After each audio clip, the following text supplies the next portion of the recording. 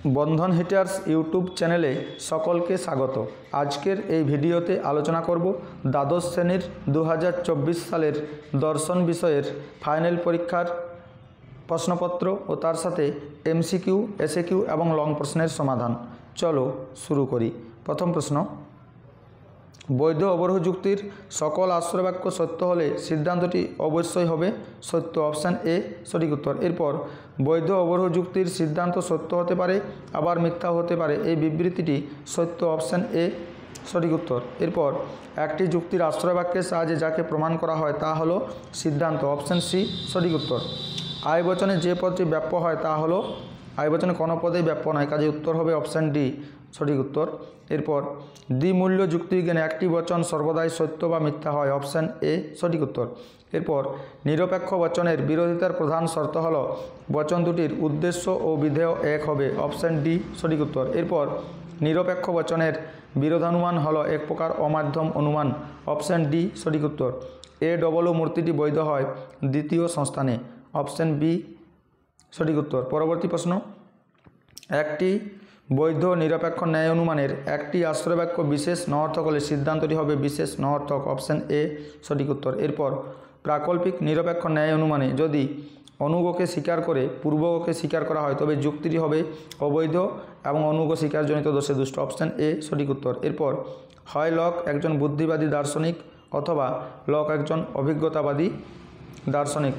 Lock নন বুদ্ধিবাদী দার্শনিক, অতএব lock হন অভিজ্ঞতাবাদী দার্শনিক। উপরোক্ত যুক্তিটি বৈধ, অপশান এ সঠিক উত্তর। এরপর সকল অএস হয় অপি এর বুলীয় ভাষ্য হবে S bar P is equal to 0, option B সঠিক উত্তর। এরপর সব দার্শনিকেই ঈশ্বর বিশ্বাসী নন বচনটির ভেনচিত্রটি হবে ও বচন, সব দার্শনিক ঈশ্বর বিশ্বাসী নয় ও কোনো দার্শনিক নয় ঈশ্বর বিশ্বাসী, অর্থাৎ S P bar not is equal to 0, option C সঠিক উত্তর। এরপর কাল আজ শুক্রবার এটি একটি সরল বচন, অপশান ডি সঠিক উত্তর। এরপর যদি পি হর্ষু কিউ মিথ্যা হয় টিএফএফ তাহলে পি ভেল কিউ এর সত্য মূল্য হবে সত্য, অপশান এ সঠিক উত্তর। এরপর যে যৌগিক বচনের সত্য সারণীর সবগুলি নিবেশন দৃষ্টান্ত মিথ্যা হয় তার বচনাকারটি হবে শত মিথ্যা, অপশান বি সঠিক উত্তর। পরবর্তী প্রশ্ন, লৌকিক আরোহ অনুমানকে শিশুসুলভ অনুমান বলেছেন ব্যাকন, অপশান ডি সঠিক উত্তর। এরপর আরোহ যুক্তির একটি সর্বপ্রধান বৈশিষ্ট্য হল এই অনুমানের সিদ্ধান্ত আশ্রয় বাক্যকে অতিক্রম করে যায়, অপশান বি সঠিক উত্তর। এরপর প্রাসঙ্গিক সাদৃশ্যের উপর ভিত্তি করে গড়ে ওঠা আরোহ অনুমান হল উপমা যুক্তি, অপশান সি সঠিক উত্তর।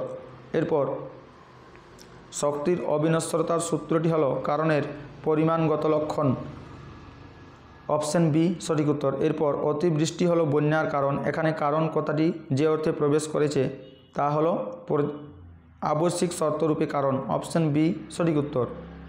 এক কারণবাদকে সমর্থন করেন I am copy, option D সঠিক উত্তর। পরবর্তী প্রশ্ন, মিল তার বইতে আরোহমূলক অনুসন্ধান পদ্ধতিগুলি আলোচনা করেছেন a system of logic, option B সঠিক উত্তর। এরপর দ্বৈত অন্বয় পদ্ধতি হলো অন্বয় ব্যতিরেকী পদ্ধতি, অপশান সি সঠিক উত্তর। এরপর রয়েছে এসিকিউ, একটি যুক্তি কখন অবৈধ হয়, অবরোহ যুক্তি একটি যুক্তি কখন অবৈধ হয় যখন যুক্তিটির যুক্তিবাক্য সত্য এবং সিদ্ধান্ত মিথ্যা হয়। অথবা প্রশ্ন, অবরোহ যুক্তি বলতে যদি ও বচন সত্য হয় তাহলে তার বিরোধী অর্থাৎ এ বচনের সত্যমূল্য কী হবে, মিথ্যা হবে। এরপর মানুষ অসৎ হতে পারে, কোনো মানুষ হয় অসৎ আই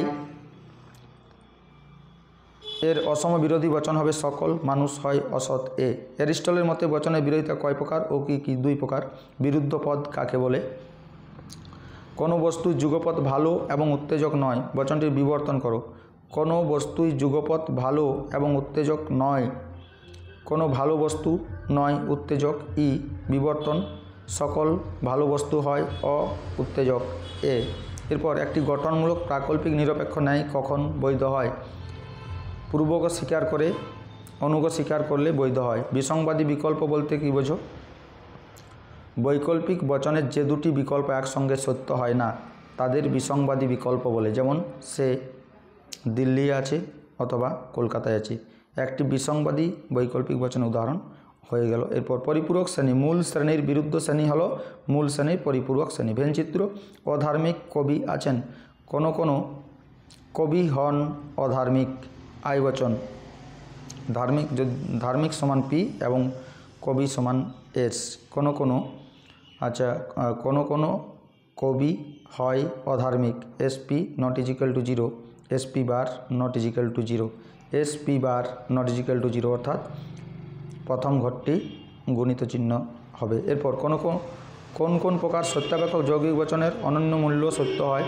একটি সত্য সারণীর সাহায্যে গঠনের পিছনে সম্ভাবনা রহিত নিয়মটির বক্তব্য কি? একটি বৈকল্পিক বচন নিষেধক বচন কি হয়? সংযৌগিক বচন। আরোহ অনুমানে আকারগত ভিত্তি কী কী? প্রকৃতির একরূপতা নীতি ও কার্যকারণ নীতি। সামান্যীকরণ বলতে কী বোঝো? বৈজ্ঞানিক কারণের সিদ্ধান্ত কীরূপ বচন? সামান্য সংশ্লেষক বচন। একটি মন্দ উপমা যুক্তির উদাহরণ দাও।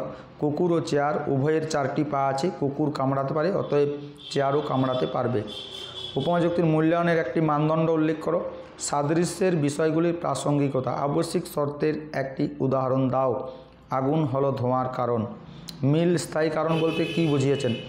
যেসব কারণগুলিকে অপসারণ বা বর্জন করা সম্ভব নয় দার্শনিক মিল তাদের নাম দিয়েছেন স্থায়ী কারণ, যেমন বায়ুমণ্ডলীয় চাপ, মাধ্যাকর্ষণ শক্তি। বহু কারণবাদের সমর্থক কারা? মিল ও বেন। কার্ভেট রিড কীভাবে কারণের সংজ্ঞা দিয়েছেন? পরবর্তী প্রশ্ন অর্থাৎ 8 নম্বরের প্রশ্ন। প্রথমে দিয়েছে বচন কাকে বলে? উদাহরণ সহজে বচন ও বাক্যের পার্থক্য কী? একটি নিরপেক্ষ বচনের সংযোজকের কাজ কী? আমার সাজেশনে কিন্তু এই প্রশ্নটি কমন এসেছে। এরপর অথবা প্রশ্ন হিসেবে দিয়েছে ব্যাপ্য অব্যাপ্য নির্ণয়।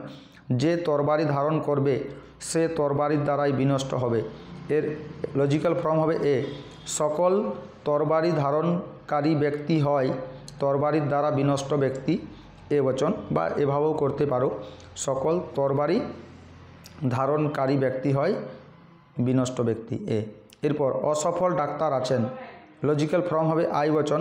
কোনো ডাক্তার হন অসফল ব্যক্তি, আই। কদাচিৎ জ্ঞানী ব্যক্তিরা অসম্মানিত হন। কোনো জ্ঞানী ব্যক্তি নয় অসম্মানিত, ও বচন। 2 আর 2 এর 5 হয় না, এটি ই বচন হবে। কোনো ক্ষেত্র নয় এমন যেখানে 2 আর 2 এ 5 হয়, ই বচন। এরপর দ্বিতীয় প্রশ্ন, অমাধ্যম অনুমান কাকে বলে? দৃষ্টান্ত সহ মাধ্যম ও অমাধ্যম অনুমানের পার্থক্য লেখাও। অমাধ্যম অনুমানকে কি প্রকৃত অনুমান বলা যায়? এই প্রশ্নটিও আমার সাজেশনের মধ্যে ছিল এবং কমন এসেছে। এর অথবা প্রশ্ন হিসেবে দিয়েছে আবর্তনের বিবর্তন করো। বেশিরভাগ মানুষ স্বার্থপর, আই বচন হবে। কোনো মানুষ হয় স্বার্থপর, আই। সৎ ব্যক্তিরা কখনো পরাজিত হন না। কোনো সৎ ব্যক্তি নয় পরাজিত ব্যক্তি, ই বচন। এরপর সব ছাত্র সাহসী হয় না। কোনো ছাত্র নয় সাহসী, ও বচন। এরপর রয়েছে কেবলমাত্র দার্শনিকরা প্রকৃত জ্ঞানী। সকল প্রকৃত জ্ঞানী ব্যক্তি হয় দার্শনিক, এ বচন। এরপর রয়েছে নিরপেক্ষ ন্যায় অনুমান থেকে বৈধতা বিচার। অভিকবাবু অবশ্যই জ্ঞানী, কেননা কেবলমাত্র জ্ঞানী ব্যক্তিরা ভালো অধ্যাপক এবং অভিকবাবু একজন ভালো অধ্যাপক। যেহেতু অজয় স্নাতক নন সেহেতু অজয় এই পদের যোগ্য নন। এক্ষেত্রে সিদ্ধান্ত বাক্যটি হবে অজয় নয় এই পদের যোগ্য। অজয় নয় স্নাতক এবং সকল স্নাতক হয় এ পদের যোগ্য। তোমাদের বৈধতা বিচার দুটো কি হয়েছে? বৈধ নাকি অবৈধ? অবৈধ হলে কী দোষ হয়েছে কমেন্ট বক্সে অবশ্যই জানিও। এর অথবা হিসেবে প্রমাণ দিয়েছে। এরপর দিয়েছে মিলের ব্যতিরেকী পদ্ধতি আলোচনা করো। সংজ্ঞা, আকার, দৃষ্টান্ত, সুবিধা অসুবিধা। এর অথবা প্রশ্ন হিসেবে সহ পরিবর্তন পদ্ধতি দিয়েছে। আমার সাজেশন থেকে সমস্ত প্রশ্নই কমন হয়েছে। যাই হোক আজকের পরীক্ষা তোমাদের এরপর রয়েছে নিচের আরোহ যুক্তিগুলি বিচার করো এবং কোনো দোষ থাকলে তা উল্লেখ করো। সাপের কামড় থেকে মৃত্যু হয়, সুতরাং সব সাপ হয় বিষধর, এটি অবৈধ সামান্যীকরণ দোষের উদাহরণ। এরপর মানুষের মতো গাছেরও প্রাণ আছে, সুতরাং মানুষের মতো গাছেরও বুদ্ধি আছে, এটি মন্দ উপমা যুক্তির উদাহরণ বা মন্দ উপমা দোষে দুষ্ট এই যুক্তিটি। এর অথবা প্রশ্ন হিসেবে টিকা লেখা দিয়েছে কাকতালীয় দোষ এবং আবশ্যিক শর্তকে সমগ্র কারণ হিসেবে গণ্য করার জনিত দোষ। আমার সাজেশন থেকে সমস্ত বড় প্রশ্ন কমন এসেছে। যাই হোক আজকের পরীক্ষা তোমাদের কেমন হয়েছে অবশ্যই কমেন্ট বক্সে জানিও। আর আজকের এই ভিডিওটি যদি তোমাদের ভালো লেগে থাকে তাহলে অতি অবশ্যই একটি লাইক, কমেন্ট ও শেয়ার করতে ভুলো না। আর চ্যানেলে নতুন হয়ে থাকলে চ্যানেলটি অবশ্যই সাবস্ক্রাইব করে নিও এরকম আরও গুরুত্বপূর্ণ ভিডিও পাওয়ার জন্য।